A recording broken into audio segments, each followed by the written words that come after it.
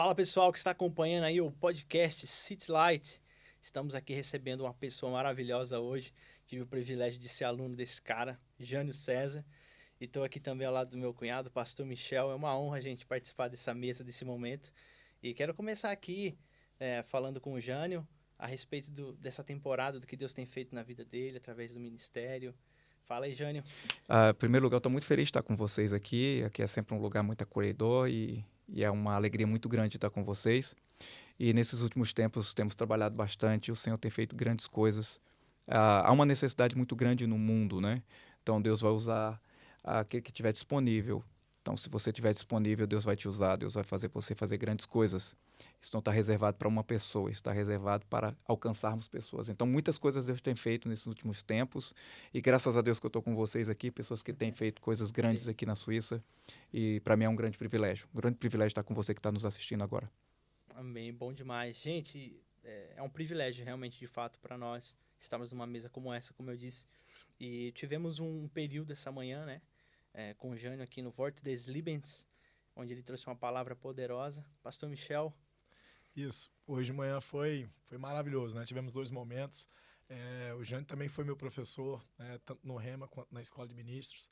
E é maravilhoso ver o poder de Deus em operação, né? É muito gostoso, muito prazeroso a gente receber da palavra, mas ainda mais é você ver os sinais testificando a palavra, como tivemos hoje, né? E aonde esse homem de Deus passa, os sinais acompanham, né? Com curas, com palavras proféticas e poderoso, poderoso mesmo. Eu queria ouvir do Jânio como é que foi a trajetória dele nesse chamado evangelístico, né? Qual foi a primeira semente, o início da sua caminhada?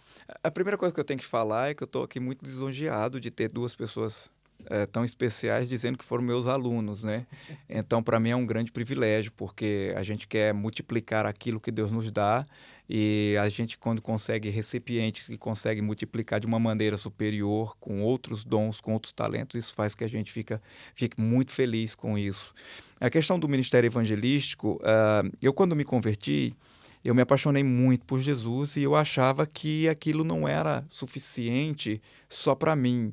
Aquilo era tão grandioso, eu precisava compartilhar com as pessoas. E como um batista tradicional, a gente tinha muito na nossa veia o evangelismo, falar para as pessoas, porque era aquela maneira, você recebeu, Jesus te salvou, conte para os outros.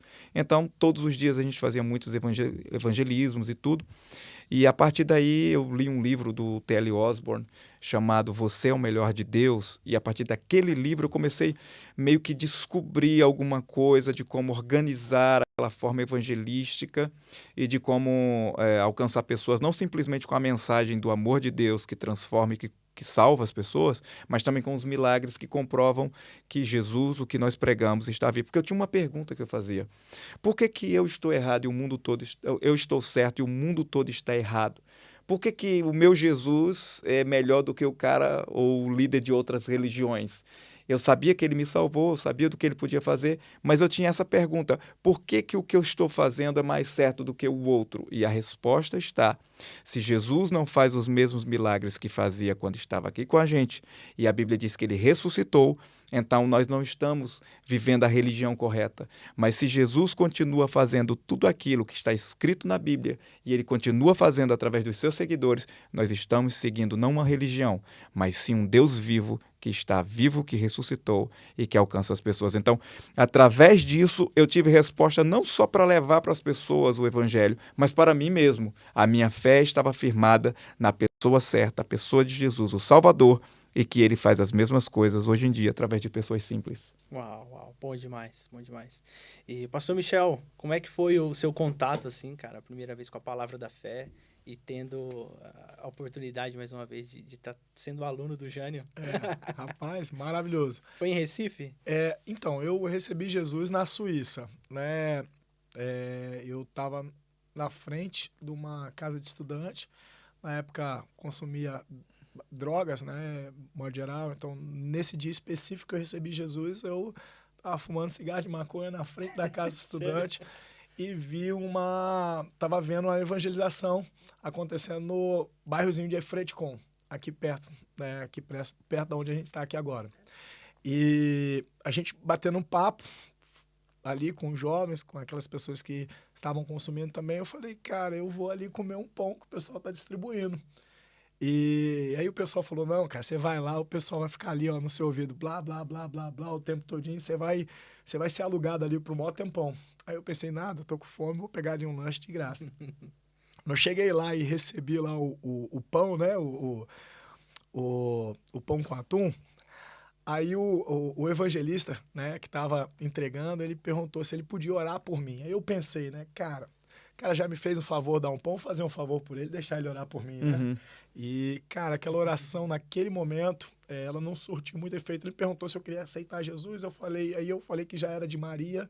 Foi um negócio assim bem doido mesmo, mas aquela oração, cara, a partir daquele momento minha vida se alinhou. Pra você ter uma ideia, eu namorava na época uma prostituta, uma garota de programa, e ela me levou pra igreja. Chegando no caminho da igreja... Bem fora da casinha, né? Na semana que a gente foi pra igreja, na semana que eu recebi aquela oração, a minha namorada à época me levou pra igreja. Eu tava indo no trem, eu era tão assim, marginalizado, que eu vinha fumando um baseado dentro do trem, que aqui não se faz isso.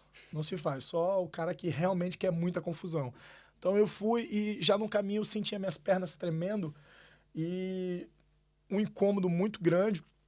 E eu falei pra ela assim, não, eu não vou não. E aí ela falou, não, você já tá aqui, vai. Ela estimulou pra ir. Hoje, olhando de fora, eu sabia eu sei hoje o que estava acontecendo. Era uma manifestação demoníaca mesmo, sabendo o que iria acontecer quando chegasse lá. Mas o interessante da história é o seguinte, quando chegamos lá e a palavra foi ministrada, ela ficou possessa. Meu Deus. Ficou possessa. Doideira, hein? E eu tive um arrepio muito grande. E o pregador é um pregador africano e ele fez, a pregação dele foi sobre os rios que cortavam o Éden. Ele disse que aqueles rios simbolizavam a cruz, né, que eram 4 braços. Né? Uhum. Então ele fez, né, ele simbolizou Jesus e falou que aquele rio simbolizava Jesus e hoje, né, todos que estão aqui, eles vão voltar para esse momento de comunhão com o Éden. Uhum. E ele fez 2 fileiras de pessoas, e ele passou e todo mundo foi caindo na unção. Mas, assim, foi algo poderoso. Então, a partir daquele momento ali, minha vida mudou completamente. Aí, pouco tempo depois, eu fui pro Brasil, cheguei lá pro Brasil, fiquei um tempo, fiz faculdade, fiquei e comecei a minha caminhada cristã. Foi quando eu conheci o Verbo da Vida e lá fiz o Rema e tive o prazer aí de conhecer o Jânio. Foi da escola de ministro que eu fui professor seu? Foi, né? Terceiro ano. Isso. Então, fiz o Rema, depois escola de demais. ministros e foi poderoso, assim. Amém, graças a Deus. Cara, uma das histórias que o Jânio contou foi no começo da conversão, Jânio, me corrija se eu estiver errado, quando você começou a ir para as praças evangelizar, teve um episódio que você foi assaltado, você podia partilhar isso com a gente? Ah, isso foi em Caruaru, Pernambuco. Na verdade, eu fazia muito evangelismo nas praças, tudo, mas isso foi... Eu estava tocando num dia, acho que foi 2003, eu acredito, 2004. Foi logo quando eu parei de tocar na igreja, mas era um evento muito importante que a gente tinha na igreja, e eles diziam que eram os melhores para fazer a banda e tudo e tal, né? O Abner, que está aqui assistindo com a gente, ele era pequenininho nessa época lá na igreja, e eu lembro que eu era o guitarrista principal dos eventos, mas eu era pastor já das congregações, e antes de parar de tocar. E eu lembro que nesse dia eu lembro a roupa que eu tava com uma calça verde, musgo, e eu tava com uma camisa verde abacate e uma gravata com todos os verdes misturados. Bem exótico, né? Combinando tudo. Era o evento de um profeta que era muito conhecido de usar umas coisas exóticas, e eu fui mais no estilo dele, e era um pouco das roupas que eu tinha. E eu lembro que depois do evento era sexta-feira da Paixão, sexta-feira santa. Começou de manhã e ia ter de noite. Nesse intervalo, eu tinha um dinheirinho que eu comia num restaurante na cidade de Caruaru, que eram R$2 para cada refeição. Era quase assim o título do restaurante. Era um restaurante muito simples, era mais ou menos tudo quanto você puder por R$1,99. E eu lembro que podia pegar 2 pedaços de carne e tudo. Eu não gostava da comida, mas era o que eu tinha para comer. E eu morava na igreja, era onde eu me alimentava. Esse dia era feriado. Então, no feriado, tá tudo fechado. E aí, minha namorada, que é a Jéssica, que é minha esposa, ela falou, olha, minha avó tá fazendo um bacalhau, é sexta-feira santa. Então, você quer comer um bacalhau lá em casa? Eu pensei, eu não vou gastar o dinheiro que eu tenho Hoje já está fechado, eu não teria como comer, e eu vou comer de graça bacalhau, uma comida bem cara, né, para os padrões brasileiros. E eu fui para a casa da avó da Jéssica. E quando eu tô voltando da casa da avó da Jéssica, feliz da vida, eu lembro que eu estava falando o que Deus ia fazer na minha vida. Eu sempre fui muito de confissão da palavra. E eu dizendo, eu vou pregar o evangelho, eu vou fazer isso, eu vou fazer aquilo outro. E aí eu tinha um dobradinho no bolso, assim, eu acho que era uns R$ 8, eu acredito, que era o dinheiro, porque eu tinha que ir comendo, aquela coisa toda. E aí eu coloquei, aquele dinheiro estava dobrado no meu bolso atrás, e não tô olhando para frente, do nada, porque Caruaru fica vazio, todo mundo vai para as praias, nos feriados e tudo e tal. Do nada aparece no centro de Caruaru, do lado da Caruaru FM, antigamente Caruaru FM, próximo ali como quem sobe pro Banco do Brasil, aparece um cara com uma arma debaixo da camisa. Eu tomei um susto porque foi de cara, assim. Eu só vi quando o cara falou assim, passa tudo que você tem. E com aquele bico apontando atrás da camisa branca, assim. Na hora que ele fez isso, eu não estava esperando, eu tive um susto tão grande. Cara, minhas pernas tremiam. E aí eu tinha visto aqueles documentários, Nunca Olhe nos Olhos, e não sei o quê. Aí eu falei, calma, levantei minhas mãos. Eu falei, eu vou lhe dar. Eu fui pegar o dinheiro, mas estava tão embrulhadinho, tão pouquinho assim dentro, acho que eram uns R$ 8, que eu fui assim tentando tirar ele. Passa tudo que você tem. Eu peguei, quando eu peguei, eu não olhei para ele, coloquei na mão dele assim, ele com uma arma aqui, com a outra ele pegou. Na hora que ele pegou assim, ele viu aquele punhadinho de dinheiro dobrado, notas de R$ 2, e ele olhou para mim com a arma aqui debaixo da camisa e fez, só isso? Quando ele falou só isso, aquilo foi um insulto para mim. Caramba. Porque eu estava servindo a Jesus e aquilo ali era o dinheiro que eu tinha para comer. Na hora que ele falou só isso, de repente eu falei assim, eu tenho mais. E aí eu firmei os pés, aí ele olhou para mim, então, me deu o restante que você tem. Eu falei, eu tenho Jesus. E eu posso dar ele para você. Ele falou, rapaz, você é crente? Eu falei, sou crente. Não estou com raiva de você, e se Deus te permitiu no meu caminho, nesse exato momento, é porque tem um propósito na sua vida. Ele, pelo amor de Deus, eu não posso roubar crente. Eu não posso, tome seu dinheiro de volta. Eu falei assim, não quero dinheiro de volta não. Você estava roubando por quê, rapaz? Agora eu firmei e agora ele começou a se tremer todo. Agora, Roubando por quê? quem tava no lugar da vítima era ele. Agora quem tá usando a arma sou eu, tá usando a palavra. E aí ele começou a se tremer, e ele falou, rapaz, estava roubando porque minha filha tá precisando de leite, eu não tenho como comprar leite. Eu falei, então, esse é um presente que eu estou lhe dando, mas você vai ouvir o que eu tenho para você. Rapaz, eu sou desviado, rapaz, de igreja tal. Eu falei, então, olha, Jesus colocou você no meu caminho para você ser restaurado. Aí comecei a pregar para ele, Jesus te ama, você tá aqui comigo agora, não é porque você me odeia, é porque Deus te ama. Uau. O copo não tá meio vazio, tá meio cheio. E comecei a falar para ele, ele começou a chorar, ele se acabava de chorar, e eu disse, volto para Jesus agora, eu quero voltar. E aí ele começou a me abraçar no meio da rua, 2 homens, não tinha mais ninguém, ele me abraçando, dizendo, Jesus, eu quero voltar. E ele voltou, e o nome dele era Marcelo, voltou para Jesus, recebeu Jesus. Então num assalto que parecia que eu ia perder algo, eu não era a vítima. Uau. Nós somos o alvo do diabo, mas nós não somos vítimas. A vítima é ele, porque Jesus pisou na cabeça dele. E aquele rapaz voltou para casa com o dinheiro que eu dei para ele e ainda voltou abençoado, porque ele recebeu da parte de Jesus a reconciliação e foi abençoado. Então ele saiu para cometer um crime e ele voltou para casa perdoado Meu de Deus. todos os crimes e todos os seus pecados. Foi maravilhoso, isso aí Coisa foi linda, sensacional. Coisa linda. E assim como você está descrevendo o começo, né, da sua caminhada, as experiências que o Senhor te deu, isso vai nos fortalecendo, né? Isso vai nos inspirando. Por exemplo, a gente está aqui na Europa, os desafios que nós temos aqui, nós falamos no primeiro episódio, são muito diferentes dos desafios que a gente tinha no Brasil, Exatamente. né? O pastor Michel teve um período que estudou aqui, depois voltou para o Brasil. Isso. E como é que foi essa trajetória de retorno para cá? Então, foi bem interessante, porque eu morei aqui até os 21 anos, né? Vim dos 17 aos 21. Aí aqui eu comecei uma formação profissional. A formação profissional aqui, grande maioria, é a parte técnica. Eu não sou muito habilidoso em trabalhos manuais. Então não deu certo. E aí eu comecei a trabalhar, não na parte de formação, mas como profissional mesmo na área. Então, ganhava muito bem, né? Conseguia me manter aqui, conseguia pagar férias.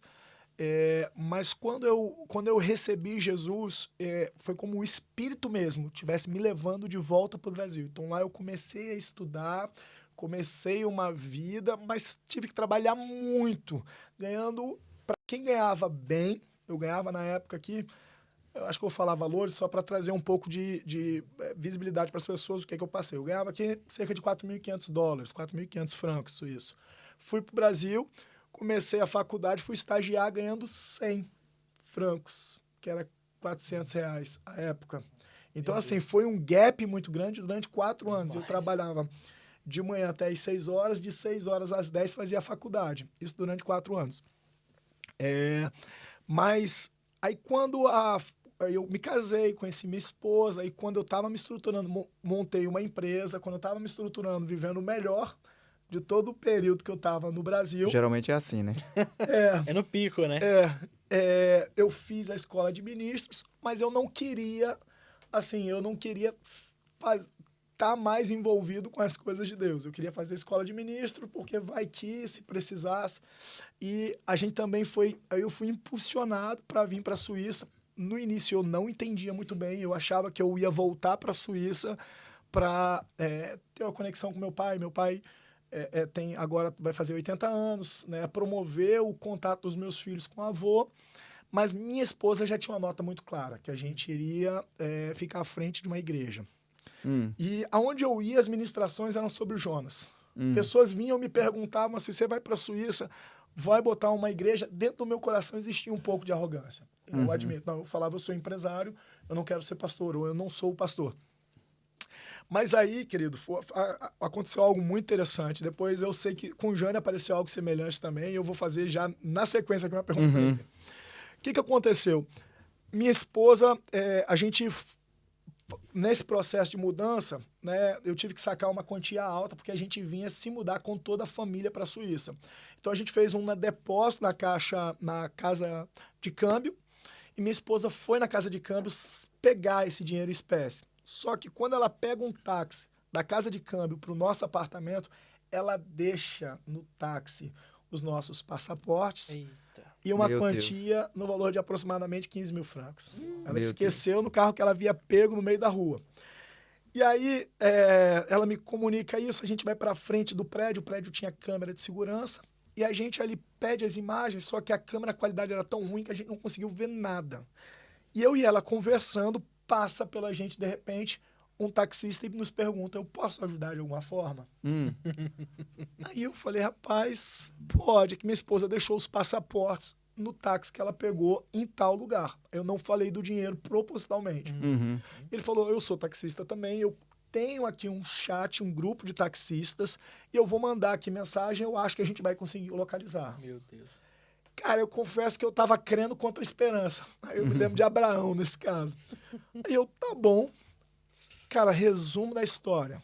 Conseguiu localizar, o taxista vem até nós, entrega a bolsinha do jeito que estava nas minhas mãos. Glória a Deus. Eu abri, olhei só para dar uma olhada se o dinheiro estava lá. Não, detalhe, isso aí foi em Recife. Em Recife. Em Recife.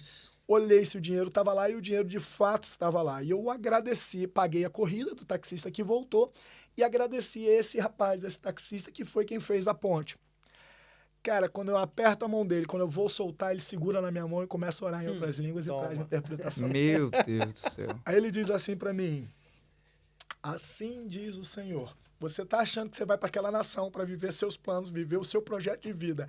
Eu tenho planos. Eu estou preparando os caminhos. E ele começou a falar e eu só fazia rir. Aí ele falou, porque o seu coração foi testado e aprovado. Em meio à corrupção não se corrompeu. Então, eu tenho uma empresa no Brasil que eu vendo para o segmento público. Para mim, aquelas palavras faziam todo sentido. Para ele que estava dizendo, talvez não. E eu falei, meu Deus do céu. E eu vim para a Suíça. Cheguei aqui na Suíça, tendo essas palavras, né? Minha esposa com o chamado borbulhando dentro do coração e eu ainda resistente. Mas a Bíblia diz que a unção é como martelo que esmiuça a penha, né? Então, eu creio que meu coração foi esmiuçado com o passar do tempo. Demorou um pouquinho. E chegou um determinado momento que mesmo eu dizendo não querendo, chegou um determinado momento que eu tive uma percepção muito clara, como um trem que a gente tem aqui na Suíça, foram todos os vagões passando bem rápido. Chegou no último vagão, slow motion, bem devagar. E o Senhor falou comigo, ou você pula ou você está fora.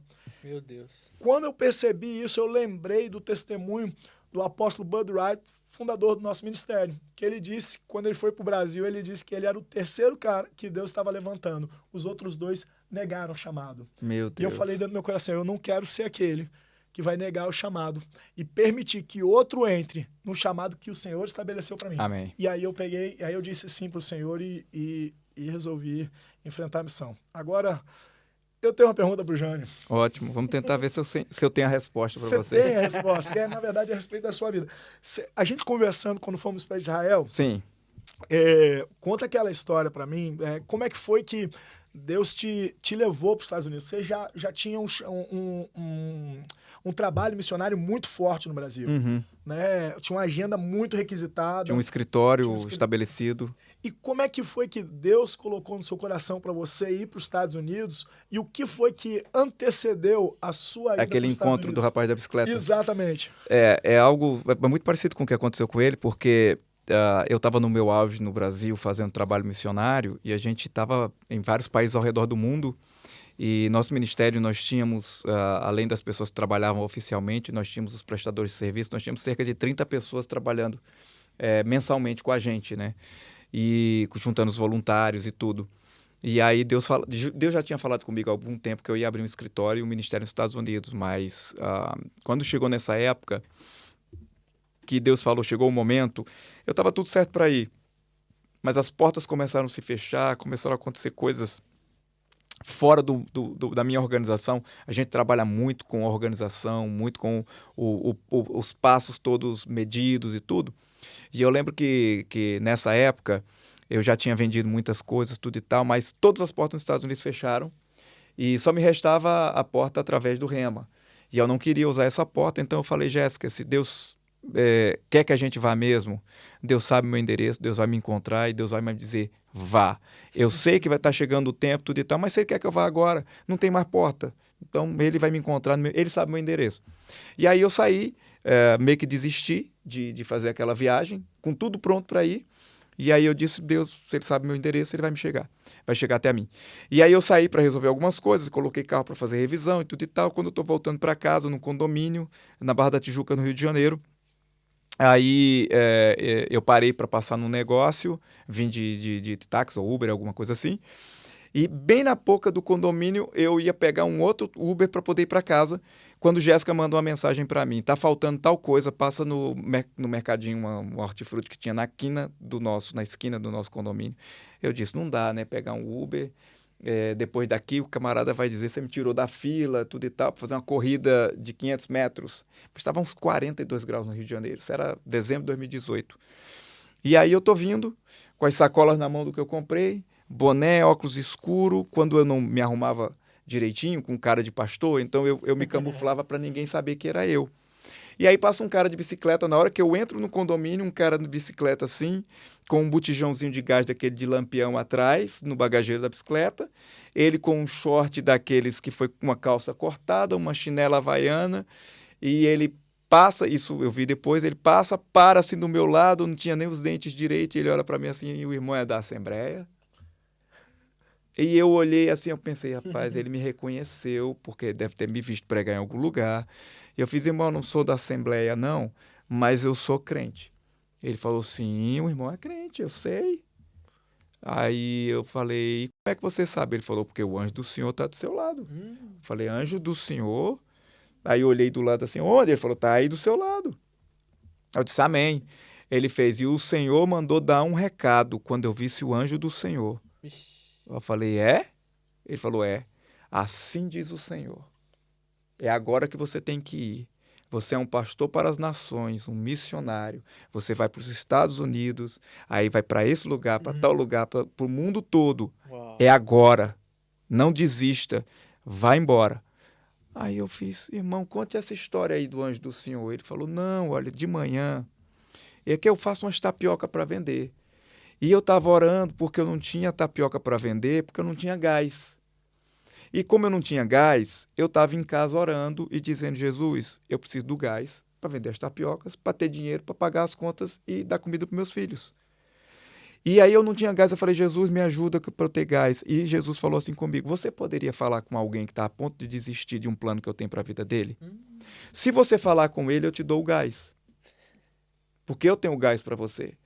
Mas, Senhor, como eu vou saber quem é essa pessoa? Aquele que você vê, o anjo do Senhor ao seu lado, fale essas palavras. Mas como eu vou saber? Você simplesmente vai que eu te digo o endereço. Uau. Então vai em linha reta, entra à direita, entra à esquerda, entra aqui. Lembra? Se Sim. Deus quer falar comigo, ele sabe o meu endereço. Então, entra nesse condomínio, Uau. olha ali o anjo do Senhor.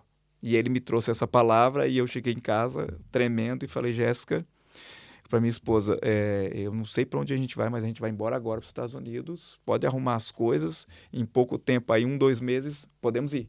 Tá feito, Deus falou, eu vou cumprir e vai acontecer. Então, em pouco tempo, a gente já partiu para passar uma temporada de uns 2 meses nos Estados Unidos e depois voltamos para pegar o restante das coisas. Em agosto de 2019, nós mudamos de fato para os Estados Unidos, então faz 4 anos agora que a gente está lá. Passei uma temporada mais como estudante, que foi a porta que abriu, foi a porta que Deus mandou fazer, mas hoje as portas do mundo estão abertas porque eu fui para os Estados Unidos, porque eu dei aquele passo, aquilo que Deus tinha falado comigo e que eu estava a ponto de desistir, mas um profeta de Deus trouxe aquela palavra. Uau, uau. Esse tiozinho tinha senha, viu? Ela tinha Rapaz, intimidade com eu Deus. não finalizei para você. E eu perguntei, quanto é que é o seu gás? E ele falou, é 60 e pouco o grandão e eu tenho uma mangueira que eu consigo tirar dele para esse daqui. Eu peguei todo o dinheiro que eu tinha, botei na mão dele. E aí ele, quando viu o dinheiro, ele fez assim, vale a pena ser fiel a Jesus. E ele saiu chorando, porque ele agora tinha o gás e ele cumpriu aquela palavra que Deus falou com ele. Foi algo sensacional. Ele achava que ele estava sendo alcançado, quando na verdade Deus estava mudando a minha vida e a minha história. Uau, uau. Poderoso, cara. Meu Deus. Muito bom. Jânio, a gente observa a influência muito grande do Telly Osborne na sua vida e no seu ministério. E quando começou isso? Eu orava todos os dias para Deus me levar para o céu, porque eu achava que eu não tinha um propósito nenhum. 17, 18 anos de idade convertido, sabendo que Jesus salvou minha alma, mas como eu contei, a minha família, por parte de pai, não era muito fã de crente, então eu perdi muitas coisas, eu estava triste, mas estava feliz que Jesus tinha salvado a minha vida. Então, o que foi que eu fiz? Senhor, me leva. Se o Senhor me levar para o céu, está resolvido. Eu vou para o céu. Já sou salvo, tudo finalizado. Até que um dia alguém me emprestou um livro chamado Você é o Melhor de Deus. Eu comecei a ler o livro e Deus começou a falar, eu quero que você faça as mesmas coisas que você vê esse homem chamado Telly Osborne fazendo. E eu vi as fotos, tem muitas fotos nos livros, vi uns milagres, e Deus dizia, você também vai fazer as mesmas coisas. E eu dizia, eu? Ele dizia, esse é o propósito. Então, passei um tempo para entender aquilo, depois eu reconheci que Deus estava me chamando para pregar e saí pregando no meio da rua. Depois a denominação me envia, faz as coisas, mas eu comecei porque eu li um livro do Telly Osborne. Então eu comecei as pregações quando eu fui pregar na igreja, nos seminários e tudo. Eu comecei não imitando, mas usando as pregações e as falas do Telly Osborne. Tanto é que os meus livros eu sempre coloco. Essa obra tem uma grande inspiração na obra do Telly Osborne, parará, parará, parará. E comecei a pregar e até a forma como ele usava o microfone, eu usava. Tentei usar a barba como ele, eu não tinha, né? Era muito novo. Mas eu comecei a pregar daquele jeito. E hoje Deus me colocou para trabalhar diretamente com a filha dele. Aquela porta que Deus me mandou para Tulsa, nos Estados Unidos, que eu não queria ir, não é? Que eu não queria de jeito nenhum e ia desistindo. E Deus diz, não desista, vá.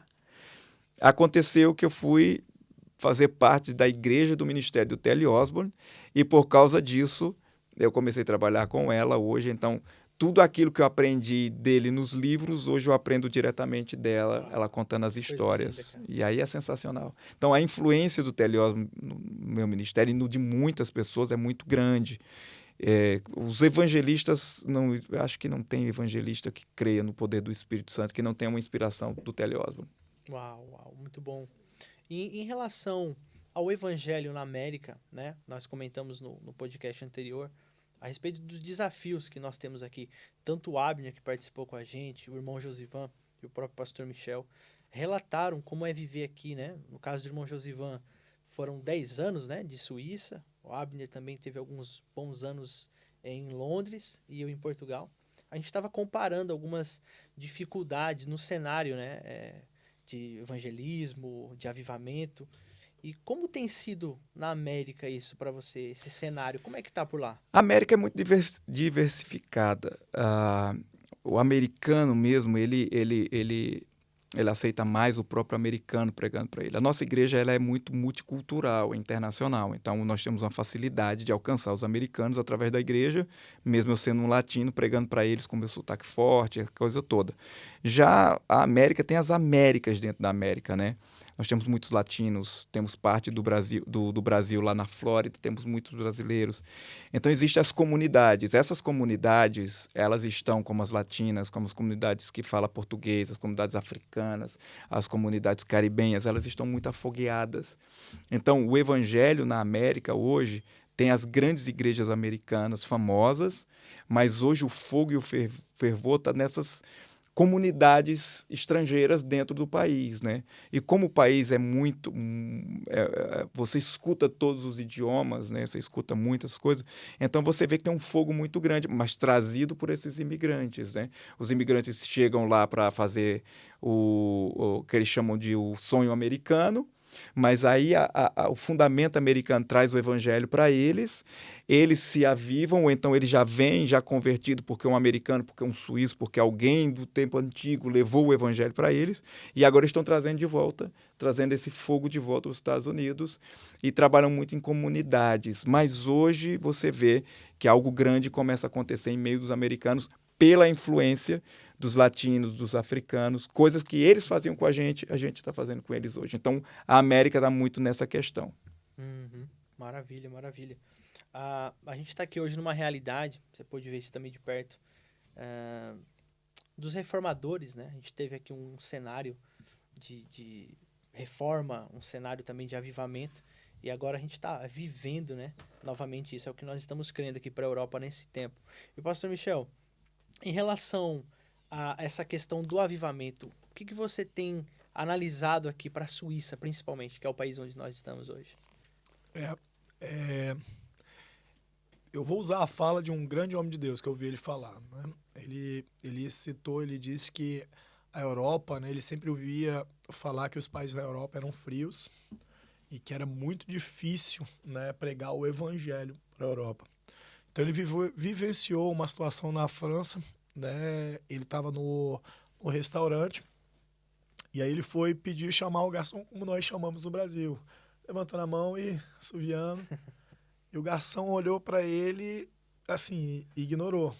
E aí ele notou que foi ignorado, esperou mais um tempo, fez a mesma coisa.